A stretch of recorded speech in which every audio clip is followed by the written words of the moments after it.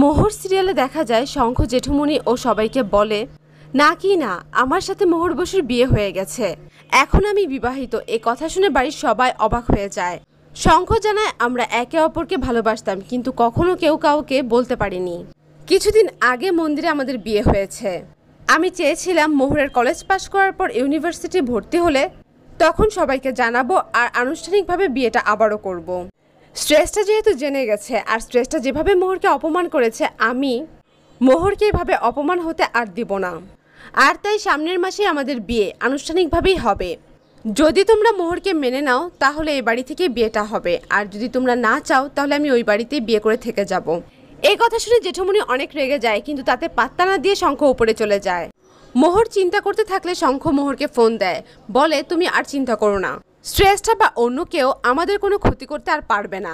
আমি সবাইকে সবটা বলে দিয়েছি, এতে যদি ওনারা মানে তা ভালো, না মানলেও আমার তাতে কিচ্ছু আসে যায় না।